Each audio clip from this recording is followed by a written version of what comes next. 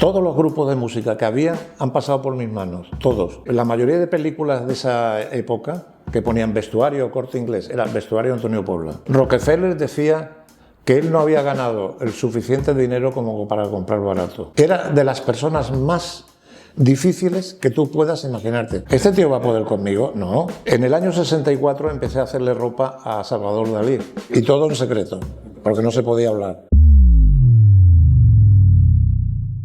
Estamos hoy con uno de los sastres que para mí, yo creo que es de los sastres más importantes que ha tenido este país. Y digo ha tenido porque por desgracia se ha retirado hace un año.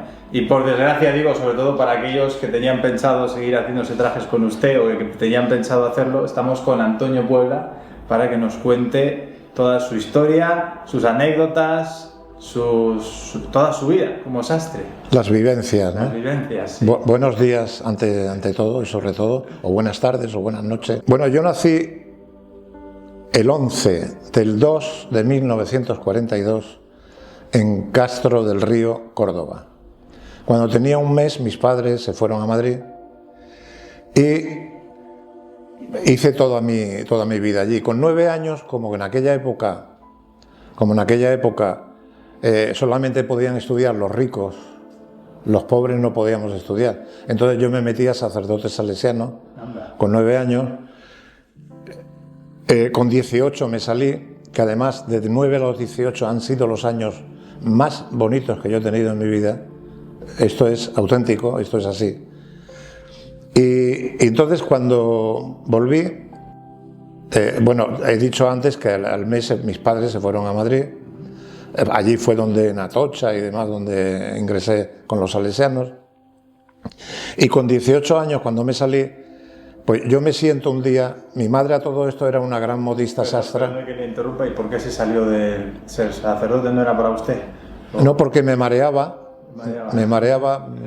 no sé, a lo mejor lo tenía dentro de mi cerebro que no, pero yo creo que... Había algo que le decía que no, aunque fueron años bonitos. Yo creo que tenía vocación, pero me decían que no. Bueno, me salí.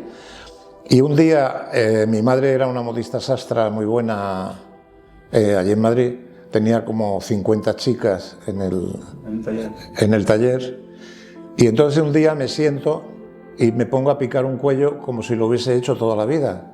Y entonces mi abuelo materno le dijo: mira qué facilidad tiene el niño para coser, ¿por qué no lo enseñas? Y entonces mi madre me enseñó, lo primero fue un sujetador, luego unas bragas, luego unas enaguas. Pues empezó con ropa femenina. Sí, que luego me sirvió de mucho para hacer, en mi trayectoria me sirvió, porque yo he sido sastre y modisto, las dos cosas, he hecho las dos. Qué bueno. Entonces empieza usted a coser sin conocimientos casi, ¿no? Pero solamente por mimetismo, claro, de verlo. Y de verlo, pues no sé, cuando era pequeño, y luego a partir de los 9 años, en agosto, que era cuando nos daban vacaciones, pues verlo, ve a mi madre, ¿no? Verlo en verano, sí. O sea, que lo llevaba allá. Mis hermanas, sin embargo, no han salido así. No han salido así. O sea, que era usted el que lo tenía ahí en la sangre. Se ve que... ¿Y cómo empieza entonces la trayectoria? ¿En algún momento estudia para sastre? Bueno, mi madre me enseña todo el oficio. Lo primero es eso, lo que he explicado antes. Luego me enseña el pantalón, el chaleco, la chaqueta. Pero, claro, yo necesitaba aprender a cortar, aprender todo lo que es. Y me fui a Londres. Y entonces en la calle Savile Row estuve allí como 8 meses o cosas así. De allí me fui a París y estuve como 5 meses. De allí me fui a Barcelona. Y en Barcelona fue donde aprendí corte y confección en la Academia Rocosa. Que luego, bueno, no me sirvió, o sí me sirvió, ¿no? Porque luego cuando entré en el Corte Inglés, a todo esto he de decir que en el año 62 yo trabajaba en Giver, en la calle en la plaza Manuel Becerra, una tienda que había allá, y entonces oyeron hablar de que había un chaval joven en el Corte Inglés, oyeron hablar que había un chaval joven que prometía, que tenía muchas posibilidades, ¿no? Vale, y entonces mandaron... Perdone que le interrumpa, va muy rápido en la historia, yo sé que Pero, ¿cómo fue la experiencia de Savile-Row, de París? ¿Ahí aprendió, estuvo trabajando de aprendiz? Bueno, allí yo no sabía hacer nada. Yo, donde quiera que he ido, yo no sé hacer nada. Tengo que empezar para ver desde el principio cómo se hace una prenda. Entonces eso lo hacía en Savile-Row, eso lo hice allí. Y lo hice en Barcelona. Pero trabajo de aprendiz en este claro, y entonces así es como aprendí en Barcelona. Estuve en un sastre que me hizo 7 veces descoser el bolsillo hasta que el bolsillo del abrigo, hasta que la línea era recta. Y en aquella época los abrigos que se llevaban eran gruesos, era muy difícil trabajarlo. Bueno, pero esa enseñanza te hace ser bueno o te hace ser mejor, ¿no? Claro. Hombre, toda esa trayectoria que ha tenido, claro, fue aprender, claro. Entonces, ahora volviendo al Corte Inglés. Bueno, entonces Gonzalo López, que era el jefe de personal, lo mandó don Ramón Areces, lo mandó allí a hacerse un traje. Se hizo el traje, yo no sabía que era ese señor, le hizo un traje, y al día siguiente de habérselo entregado, se presentó Isidoro Álvarez y me esperó allá, fuera, que terminaba, en esa época a las 8 se cerraba, ¿no? Y entonces me esperaba afuera y me dice, estamos interesados en su trayectoria, o estamos interesados, porque siempre me han hablado de tú, ¿no? Estamos interesados en tu trayectoria y tal. Y entonces yo estaba muy a gusto allí en Gibre, yo ganaba 2.000 pesetas en esa época, y el Corte Inglés me contrató, que entré el día 11 de febrero del 2002, y me contrató por 25.000 pesetas. Entonces, ¿quién no se va? Claro. Un salto grande. Un salto tremendo. Sí. Con aquello tuve para comprarme mi primer 600 y todo. Bueno, perfecto. Y entonces me pongo, aparte de todo, es que era un escaparate muy bueno el trabajar en el Corte Inglés. Y además no existía nada más que ese Corte Inglés, luego vino el de Goya, ¿no? Que fue en el año 64, creo, o algo así. O sea, ¿trabajaba usted en el único Corte Inglés que había? Sí, y a los 3 meses de estar allí me hacen jefe de la sastrería. O sea, con 22 años. Muy joven. Y todo lo que aprendí antes en la Academia Rocosa, corte y confección, no me sirvió de nada, bueno, pero me sirvió para abrirme un poco la mentalidad, ¿no? Aparte de estudiar filosofía, eso te abre muchísimo también, ¿no? Te hace mirar las cosas de otra manera. Entonces, ¿por dónde iba? Pero a mí acaba de decir que también estudió filosofía. ¿Tuvo tiempo de estudiar filosofía también? Vamos a ver, yo entré con 9 años. Sí. Y salí con 18 cuando terminé tercero de filosofía. Me quedaban los 2 de teología para cantar misa. Vale, claro. O sea, hubiese cantado misa con 20 años. Ahí está. Vale. Eso es lo que yo no había captado. Y de ahí es donde empieza la trayectoria ya. Claro, luego con el tiempo, no al momento, me licencié en filosofía y letras. O sea, me hice licenciado en filosofía y letras, ¿no? Porque ya tenía la base, ¿no? Claro. Lo único que tuve que hacer fueron exámenes y me lo concedieron, ¿no? Me lo concedieron. Entonces, volvemos al Corte Inglés, le acaban de nombrar jefe de sastrería del Corte Inglés, sí. Y a partir de ahí es donde empieza ya usted a despegar. Sí, aquello era un trampolín muy grande porque en esa época, bueno, había sastres muy buenos en Madrid, porque siempre los ha habido, pero se venían al Corte Inglés, la mayoría. La mayoría de películas de esa época que ponían vestuario Corte Inglés, era vestuario Antonio Puebla. Anda. Los grupos de música, todos los grupos de música que habían han pasado por mis manos, todos, desde los Pequeñiques, los Fórmula Quinta, los Ángeles, yo qué sé, todos. Eran todos ropa mía. Cuando en el año 68 Julio Iglesias gana el Festival de Eurovisión, esa ropa era mía. Luego hasta el año 71, que fue cuando me trasladaron a Valencia, le seguí haciendo ropa. En el año 64 empecé a hacerle ropa a Salvador Dalí, que fue el que me puso El Divino, El Divino. Yo se lo he escuchado, lo he leído eso. Entonces, ¿Cómo era Dalí? Dalí en el probado era como tú y como yo aquí, normal. Era salir y actuaba. Eso era en el año 64. Luego, con el paso del tiempo, se fue comiendo el personaje a la persona. Ah, sí. Y entonces ya lo que hacía era actuar. ¿Qué ropa le pedía a Dalí? ¿Le pedía No, cosas especiales? el primer traje que le hice a Dalí se lo regaló don Ramón Areces. Y entonces cuando salió, le dijo, don Salvador, ¿qué tal el traje? Y él le contestó, en el mundo hay dos divinos, yo y este. Desde entonces me llamaban el Divino Puebla. Yo estaba cortando algo y llegó don Ramón por detrás y me dice, Antonio, cuando una gallina pone un huevo, lo cacarea. Y se fue. Y entonces lo cacareé, por supuesto que lo cacareé, que me había llamado el Divino. Bueno, a todo esto, el primer traje que le hice a don Salvador, estábamos en el probador y le digo, don Salvador, ¿cómo quiere que le haga la chaqueta? Muy entallada, muy no sé qué. Era un traje cruzado. Bueno, casi todos los que le he hecho han sido cruzados, ¿eh?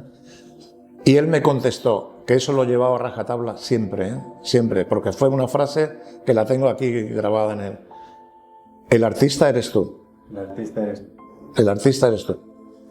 Y le hice lo que yo creí que tenía que hacerle, ¿no? ¿Y usted cree que eso es cierto? ¿Que es el sastre el que tiene que elegir o es el cliente el que tiene que elegir el diseño que quiere? ¿O ambos? No, mira, normalmente tú tienes unos gustos. Sí. Y yo tengo que saber adaptarme a esos gustos tuyos. Ahora, mi estilo que no me lo cambien. Claro. Mi estilo que no. Eso no. Eso es imborrable. Pero yo, si tú quieres que te ponga una coliflor en la solapa, te pongo una coliflor. Me da igual. Porque es tu capricho, ¿no? Claro. ¿Cómo era el traje de Julio Iglesias? Era terciopelo. Terciopelo. Un terciopelo. Ganó el Festival de Benidorm en el año, en mayo, el 17 de mayo creo que fue el festival, en el año 68. ¿Y a partir de ahí le siguió? Sí, le hice, bueno, tengo fotos de eso, ¿no? A partir de ahí pues le hice varias hasta el 71, que me trajeron aquí, ya los perdí de vista casi todo. Lo mismo que perdí de vista, bueno, a Charlton Heston solamente le he hecho un traje, ¿no? A Orson Welles le habré hecho como 3, le hice en su momento. Que a Orson Welles lo probábamos no dentro de del probador, porque no cabía.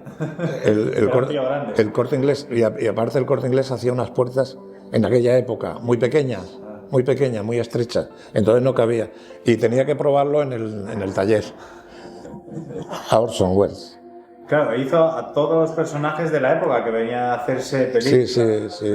A verle a usted. Sí. Ha vestido a todas las estrellas. Hombre, por ejemplo, en las películas, José Luis López Vázquez, pues en una película tuve que estar allí en el rodaje porque le tiraban de la manga y se la rompían, ¿no? Le sacaban y como tenían que repetir muchas veces la escena hasta que aquello salía bien, pues yo allí cosiéndolo y poniéndola. ¿Y cómo fue para usted empezar a hacer trajes para estas personalidades famosas, para estas personas tan importantes? Digamos, empezó a venir también a verle gente, grandes empresarios, ¿no? Porque de ahí empezó también usted... Sí, bueno, en esa época, ya te he dicho, eso era un gran escaparate. Entonces la gente iba por inercia. Pero empezó a ganarse usted su propio nombre también. Claro, pero tú vas siempre al mismo peluquero, ¿no? Claro. ¿O cambias? Generalmente vas al mismo. Vas al mismo. Sí. Pues igual, una vez que te habitúas a un sastre, vas a ese. Claro. Vas a ese sastre, porque ya confías plenamente en él, ¿no? Yo cuando llegué aquí a Valencia, el primer traje que hice hasta montar el taller, tuve que hacer varios a gente conocida, ¿no? Pero a un cliente, el primero que entró, le hice un traje de franela gris, que era lo que se hacía muchísimo en esa época, ¿no? Y entonces el cliente, oye, qué bonito está, que no sé qué. Y yo digo, no, te tengo que repetir la chaqueta, porque a mí no me gustaba cómo había salido. Y sin embargo estaba bien, estaba llevable, ¿no? pero no era lo que No yo era perfecta, no era no era lo que usted no era lo que yo quería, no era. Y entonces le hice otra y el tío se quedó loco. Se quedó loco con lo que le había ocurrido, ¿no? Que otro sastre se lo mete y ala, llévatelo. Bueno, yo tenía esa oportunidad tan tremenda de poder ganarme así de esa manera una clientela. Ese hombre fue, hablándolo por ahí, el boca a boca, ¿no? Claro. No, al final así Que es eso hace como, mucho. y en Madrid pues era pues el boca a boca, el boca a boca. Boca a boca que... Claro, y eso hace... Pero boca a boca con razón. Y eso hace... Porque usted al Mira, final hacía yo le hacía la ropa al que hoy es el duque de Alba, ¿no? Le hacía la ropa a él y entonces empecé a hacerle la ropa a él. Pero luego seguí con sus amigos porque veían cómo iba vestido. Sus amigos, y se hacían más ropa que él. Entonces es el boca a boca. fue creciendo. Es más lento, pero es más seguro. ¿Alguna vez le han pedido algo muy raro, muy extraño? Porque antes hemos hablado del estilo, que claro, al cliente al final puede tener un estilo particular y usted también tiene su estilo de cortar, su estilo de hacer. ¿Pero alguna vez le han pedido algo tan raro que usted no lo quería hacer? ¿O algo que fuese demasiado raro que no le gustase a usted? No. Tú tienes que hacerlo de todo. Siempre que sepas, ¿no? O sea, siempre que sepas. Yo lo más raro que he hecho han sido, pues, por ejemplo, una manga japonesa con mucho evasé, con mucho. Entonces, con cuello mao, una chaqueta con cuello mao, con las mangas a esto. Esa se la he hecho a Lucía Bosé, en blanco, todo en blanco, se lo hacía. Luego aquí en Valencia, estando aquí en Valencia, se lo hice a un señor que era médico y tenía una querida en Londres, y entonces le hice algo parecido a eso mismo, pero con tela de fallera, con tela de fallera. Bueno, aquello era un espectáculo, ¿no? Entonces yo me imagino a ese hombre allá en Londres, que son tan serios y tan... Y montar ese ante su amante, ¿no? ¿Qué es lo más, digamos, con quién ha disfrutado usted más haciendo un traje? ¿El cliente que le haya gustado más o con alguien que recuerde? No, a mí me da igual. Yo sí me acuerdo de las cosas malas. Sí me acuerdo de las cosas malas, pero de las cosas buenas no, porque yo he procurado siempre hacerlo bien, hacerlo lo mejor que he podido. Y ha tratado a todos los clientes. Allí, los compañeros míos en el Corte Inglés, yo veía como una manga corta y la otra larga en la chaqueta, ¿no? Y no decían nada, se lo llevaba el cliente. Y yo le decía, no, es que el cliente no ha dicho nada, eres tú el que tienes que decirlo. Eres tú, o sea, tú tienes que ser perfeccionista. Es que si no lo ve el sastre, pero en esa época que el prêt-à-porter estaba mal, ¿no? Todavía no estaba funcionando como hoy en día, que hay auténticas maravillas, ¿no? Pues, oye, tienes que ser tú. Mi madre me dijo en una ocasión que tus manos sean tus ojos. No, perdón, que tus ojos sean tus manos. Me dijo en una ocasión, y es verdad, entonces a tus manos tienes que darle ese plus que lo tienes en los ojos. O sea, quiere decir que lo que tienes en el cerebro sepas transmitirlo, sepas hacerlo. Qué bueno. Y para usted, ¿qué es lo que representa un buen traje de uno que no es malo? Además del corte y demás, pero ahora sabe que en la actualidad ya no se lleva tanto el traje a medida artesanal, como el que usted hacía. Ahora hay mucho traje industrial, hay mucho prêt-à-porter. Entonces, ¿usted cree que merece la pena un buen traje a medida? Merece la pena porque si te duran 20, 30 años nuevo como el primer día y no pasa de moda, porque un traje hecho por un buen sastre, una buena tela, una buena mano de obra, eso no pasa nunca de moda. Entonces, ese traje es caro o barato. Ese traje es barato. Eso es barato. El coste y luego... Pero sin embargo, uno de confección, por muy bueno que sea el corte y muy bien hecho, los italianos lo hacen muy bien eso, ¿no? ¿Qué vale? ¿Qué te puede costar? Muy poco, ¿no? 1.500, 1.000... el más caro. Estos... Bueno, hay de 3.000. Claro, no, hay más caros incluso. Y más caro. Pero, ¿qué te dura nuevo? 2 años, 3 años. Eso es tirar el dinero. Sí. Rockefeller decía que él no había ganado el suficiente dinero como para comprar barato. Sí.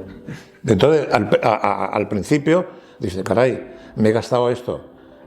Pero si esto te dura tanto, es barato. Es barato. Sí. Mira, en aquella época el primer abrigo de vicuña que yo hice, vicuña es el tejido más caro que existe. Sí, y de los más suaves también.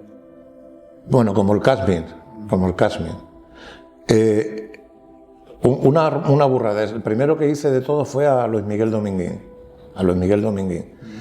Y entonces yo me estaba esforzando en el abrigo aquel, porque era el primero que hacía, aquello era una maravilla, y yo me volvía loco con que no me pasase nada, y entonces se lo pruebo, se termina, el abrigo estaba fenomenal, y él llega, cuando sale del probador, y hace así, ¡pam!, y lo tira sobre... Bueno, y a mí aquello me dio... Te quedaste en plan... Hombre, que tú estás luchando... Claro, estás ahí para hacerlo todo. Y el otro, claro, como es suyo, pues puede hacer lo que quiera con él, ¿no? Pero a él no le daba... No le daba valor. A pesar de que sería muy caro, porque la vicuña es de lo más caro también que hay. No, es lo más caro. Es lo más caro. Si no es lo más caro, no es vicuña. Lleve mezcla. Eso que te pongan vicuña, no. El vicuña 100% es mezcla. Y luego habré hecho en total unos 6 abrigos de vicuña. 6 abrigos, entre ellos a Rodrigo Rato y a su mujer de ahora, no a la antigua. O sea, también ha hecho ropa femenina. Mucha.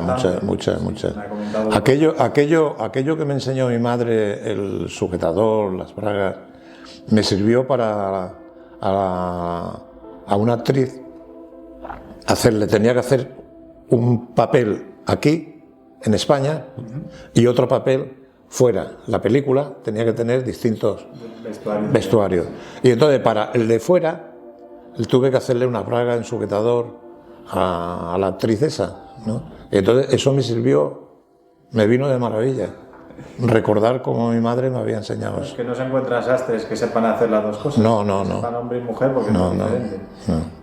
¿Y le gustaba hacer la ropa femenina? Mira, llegó un momento que tenía tanta cantidad de mujeres como de hombres. Anda. Y entonces me decidí. Tuve que decidirme porque no podía. Yo no podía hacer las dos cosas a la vez. Y tuve que decidirme, y me tenía que haber decidido por la mujer. Porque viste mucho más. La mujer se gasta más dinero que el hombre, ¿no? Pero bueno, más regularmente, además, también. Sí. Y son más fieles. Y menos problemáticas. Sí. Y menos problemáticas. Porque ella se hace muchísima ropa y el hombre no. El hombre se hace un traje, con un traje le dura 10 años, 20 años. Hay hombres que solamente se hacen cuando se casan. Claro. Y ya está. Y ese traje ya lo tienen para toda la vida. Boda, bautizo y ya está, nada más. Las mujeres, sin embargo, y además, lo que sí que he visto que con las mujeres, ellas tienen mucha más variedad. O sea, un hombre al final es más básico, ¿verdad? El hombre es sota, caballo y rey. Va por el traje, 2 piezas... Y además que sea azul marino o gris marengo. Y ya está. Pero sobre todo azul marino. Es lo que más se vende de todo, el azul marino. Y listo. ¿Y la mujer, por ejemplo? No, la mujer ahí no hay. La mujer se puede vestir como quiera. Desde vestirse como hombre a vestirse como realmente debe vestirse como mujer. Bueno, como estamos acostumbrados, ¿no? Ha hecho trajes de hombre. Bueno, el traje de mujer de todas formas también es diferente. Normalmente suele. Sí, pero sin embargo es mucho más fácil de hacer el de mujer que el de hombre. Sí, porque hay una arruga, le pones una pinza. Y ya está, claro. No pasa nada. En una tela de hombre lisa tienes que darle el entalle apropiado, es mucho más difícil. Sí. Es mucho más difícil, más complicado. Por eso las mujeres tienen esa, digamos, pues toda esa variedad, ¿no? Y luego a un hombre que se tiene que mover bien, a una mujer, aunque le pongas las sisas y apretada eso, ¡ay, qué bien estoy! Ella se ve guapa y ya está, aunque no se pueda mover. Aunque no se pueda mover. Bueno, pues busca más, digamos, el diseño la mujer. Sí, busca más el diseño.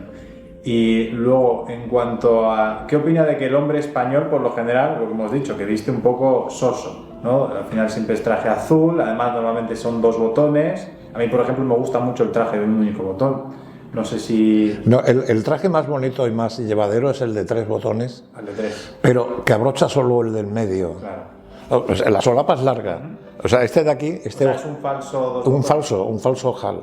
Entonces, ese es el más bonito de todos. Ese es el que mejor sienta. Y además te lo hace en el talle, el botón no arriba, claro, como en la confección o en la medida industrial. El botón 2 botones, entonces, ¿cuál me abrocho? En el medio. Pero, ¿qué me abrocho? ¿El de abajo? Se queda muy bajo. El de arriba se queda muy alto, me hace.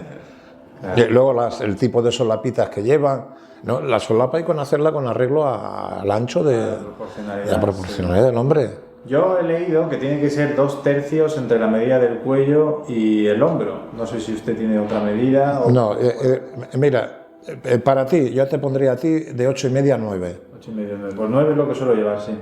De 8,5 a 9. Para mí, que tengo más pecho que tú, pues de 9 a 9,5. 10 ya es demasiado. Demasiado, sí. Entonces, y además la solapa redonda, o sea, la solapa que tiene que ir planchada, no machacada, como va en confección, ¿no? No, en confección es que todo industrial, las solapas de hecho ahora las hacen súper estrechas. Y la sisa es alargada, hace así, no te puedes mover.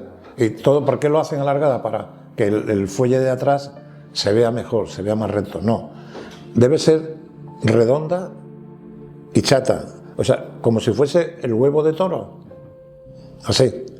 Entonces, tú te puedes mover de maravilla, no se te acogota, no se te sube. En la otra no. En la otra haces así, tiras y tira todo. Levanta todo, sí. ¿Le gustan a usted los trajes desestructurados como hacen los italianos? Sí, me encanta. Yo tengo... Trajes así. Sí, tengo varios así desestructurados. Desestructurado es que no le pones la entretela, tienes que perfeccionarlo más. Por dentro cuesta más tiempo el hacerlo, porque de la otra manera lo cubres con el forro, lo forras y listo, ¿no? Ya está. Pero así no, así tienes que ir todo más ribeteado, más. ¿Y el estilo inglés, que es más cargadito, eso lo ve demasiado? No, me gusta más el estilo español. El estilo nuestro es... ¿Cómo lo definiría usted? Bueno, es entallado, es redondo de hombros, no como antes cuando se llevaba el hombro pagoda, es redondo, marcado en el talle. La tela es mucho más fina que las telas inglesas. Las telas inglesas son muy fáciles de trabajar, pues son gruesas y con una plancha ya está. Pero una tela fina, tipo italiana, que es la que más hacemos aquí en España, bueno, te cuesta más hacerlo, pero te luce más, mucho más bonito. ¿Y un traje de tela fina dura algo menos que un traje de una tela un poco más gruesa? ¿O eso es... No, igual, lo mismo. Cuando la tela es buena, da lo mismo que sea más gruesa que sea más fina. Para trabajarla es más difícil, la fina que la gruesa, pero dura exactamente. ¿Y usted al tacto ha sabido diferenciar entre una tela de buena calidad y... Hombre, al momento. Imagino que sí, pero... Al momento. Eso lo copié de mi madre, que iba por la calle, por ejemplo, por allá, por el barrio Salamanca, por la calle Padilla. Ella tenía el taller muy cerca de allí, no lo tenía, no me acuerdo ahora mismo cómo se llama, Ayala, creo que era Ayala. Y entonces iba andando y daba 3 o 4 pasitos, veía que iba pasito y hacía así a la mujer que iba delante de ella y le tocaba, ¿no? Para hacer. Y veía si era bueno o no. Dice, nada, eso no vale. Eso no sé. Y entonces aprendes al tacto y sabes diferenciar si tiene poliéster. Incluso al tacto se puede saber. Si es microfibra. Hoy en día están haciendo un cashmere y unas telas en microfibra que parecen auténticas. sintéticas, sí. No, es que Pero no, los sintéticos están en todos los lados ahora. pero no. Yo soy muy defensor de que vayamos a por lo 100% natural. De que vayamos a por lanas o por 100% cashmere o 100%... Sí, o 100% algodón. Eso O es. 100% algodón. El lino, el mismo lino que... el lino es áspero, no es una cosa... ni es fresco, aunque está para el verano, ¿no? Se dice que está para el verano. Pero en el mismo lino lo están copiando hasta esa aspereza que tiene y todo. Eso, Claro. eso dificulta que lo podamos diferenciar bien, ¿no? Pero no se arruga, no se arruga igual que el otro. El otro tú lo arrugas y esa arruga se queda en el lino bueno. En el lino malo lo arrugas y la arruga se queda y poco a poco se va Va desapareciendo. desapareciendo. Lo ha metido ahí el sintético ¿Sí? Para que tire. para que no se arrugue tanto. ¿Y cuál sería, a ver si nos puede transmitir de alguna forma la clave esa para diferenciar un tejido bueno? No, eso es práctica. Práctica. Eso es práctica. Eso son años de sastre, ¿no? No, eso es práctica. Qué bueno. Y ya para ir acabando, quería preguntarle, porque usted ha estado ¿cuántos años de sastre? Desde los 18 hasta los 81. Hasta los 81. Madre mía. O sea, toda una vida Y cotizando. dedicada cotizando. ¿Y por qué cree que no hay ya tantos sastres nuevos que aparezcan? Porque es un oficio que... Bueno, mira, la mayoría de la gente no quiere estar encerrados, no quieren estar sentados, no quieren estar... Es un oficio muy esclavo, muy esclavo, que además es como una carrera, porque tú necesitas de 5 a 6 años para ser sastre, para aprender. Para saber lo básico. Sí, luego a base de equivocarte vas aprendiendo, ¿no? Entonces, la regularidad se mantiene. Bueno, si tú eres regular, pueden decir, eres un buen sastre. Si eres muy regular, pues eres un grandísimo sastre, ¿no? Claro, ¿no? Cuanto más práctica tenga uno, Claro. más va a ser. Entonces, cuanto menos equivocaciones cometas, más perfección, más perfecto. Perfecto, claro. ¿Y usted estuvo casi desde... ¿Hasta qué año estuvo trabajando para el Corte Inglés? He estado desde el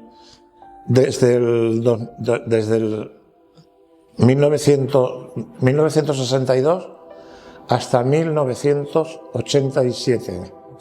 Que es cuando inicias tu propio taller. Claro, porque es que yo tenía los clientes que me estaban todos diciendo, pero ¿tú qué haces aquí? ¿Tú eres tonto?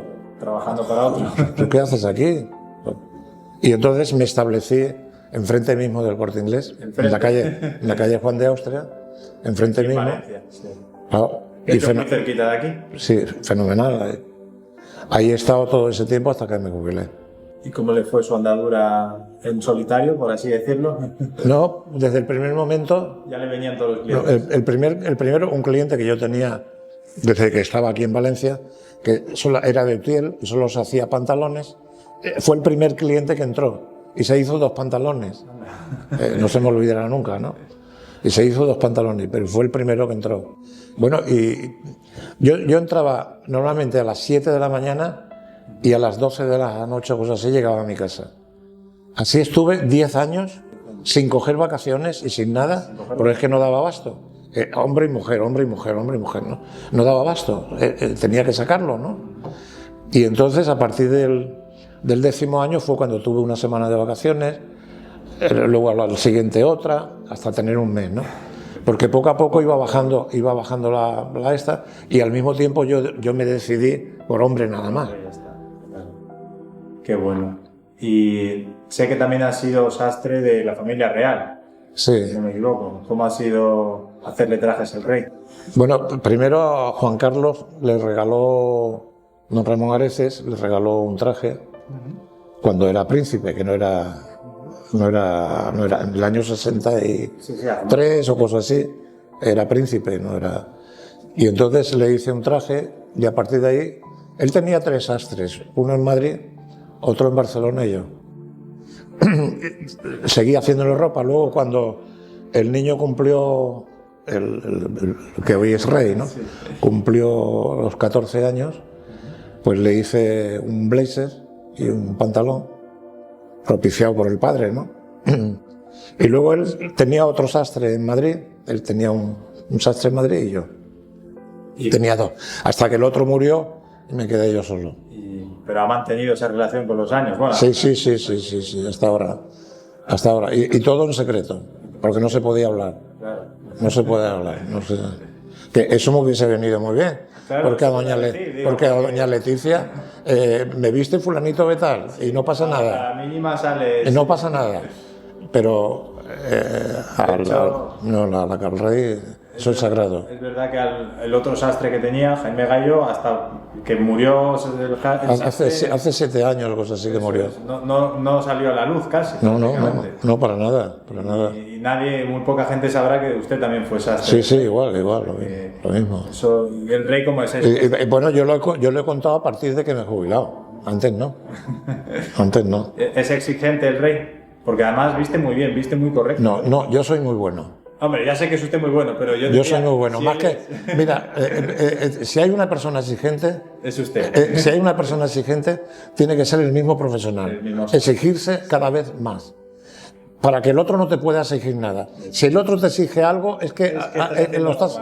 No. Qué bueno, eso es filosofía. No lo estás haciendo. Eso me lo enseñó Juanjo Menéndez. El actor, Juanjo Menéndez, sí. Que yo le hacía casi toda la ropa a él. Era de las personas más difíciles que tú puedas imaginarte. Y él tenía un cuerpo bastante... Pero era muy pejiguera. Quería perfección absoluta en todo. Y eso te hace... Tú le dices, bueno, ¿este tío va a poder conmigo? ¿Este tío va a poder conmigo? No, yo tengo que darle lo que él quiere. Sí. Y ahora que ha dicho esto, ya para terminar casi... Se suele decir que no existe un mal cuerpo, ¿no? Que incluso con el peor cuerpo de todos, si tú vas a un buen sastre, el sastre te puede hacer algo para disimular todo. Sí, por completo. Mira, me llega un señor bajito, gordo, que yo le hacía toda la ropa, y me dice, Antonio, se casa mi hija y quiere que vaya yo de chaqué. Y yo soy una curiana. No me pega un chaqué a mí. O sea, el mismo hombre, y digo, tú no te preocupes. Para eso está usted. Tú no te preocupes, Pedro, que yo te voy a hacer un chaqué que tú vas a parecer alto y delgado y vas a estar de maravilla. Y entonces cuando él se vio en el espejo, dice, pero si no parezco yo, se quedó loco. Es que hay que darle a cada uno las proporciones que necesita y entonces a ese lo haces más alto o más delgado o lo haces más grueso, depende de lo que... Claro, esa es la habilidad del sastre, la habilidad secreta prácticamente, podríamos decir. Y además, y que cuando entra por tu puerta, tú digas, este lo que quiere es esto. O sea, es la psicología. La psicología, ¿no? Qué bueno. No, hombre, se nota que has tenido una trayectoria increíble. Sobre todo me quedo con la exigencia absoluta que has tenido. Es que es así. Decía Picasso que en el primer trazo estaba toda la belleza del cuadro. Y en el corte de la sastrería está también la belleza, claro. En la tiza, ¿no? La tiza también. Que es nuestro... Y de ahí ya va el corte. Claro. Qué bueno, qué bonito. El pintarlo primero, ¿no? El pintarlo. Mira, mi mujer, que murió en el 2007, estaba yo cortando y ella se quedaba así, se quedaba mirando. Se quedaba embobada mirando. Y yo le pregunté, bueno, ¿y por qué te quedas así? Dice, porque es que me embeleso mirando el amor que le pones, cómo lo haces. Es que hay que ponerle amor a todo. El amor puede con todo. Eso es verdad. Qué bonito. Pues con esa espectacular frase yo creo que vamos a terminar. Muchísimas gracias. Gracias a vosotros. Por esta maravillosa charla y por transmitir este mensaje, porque yo creo que la prensa no le da la suficiente importancia que usted ha tenido a nivel nacional. No, mejor que no. No quiere saber nada de la prensa. No. Principio y fin. Principio y fin. ¿Va a escribir algún libro usted o algo? No, yo tuve un señor que quiso hacerme una película de 20, 25 o 30 minutos de mi vida, de mi trayectoria, ¿no? Y entonces estuvimos un año recopilando todos los datos y eso. Y este señor, este director, tuvo un accidente de coche y murió. Y desde entonces no he querido... Porque hay una cantidad de cosas que yo puedo contar para hacer un libro ameno y yo no lo puedo contar eso. Eso es secreto de confesión. Eso es secreto de sastre, ¿no? Eso muere conmigo. Eso es secreto de sastre. Qué bueno. Pues muchísimas gracias, Antonio. Gracias a ti. Un placer y nada, ya. Hasta pronto. Ya saben.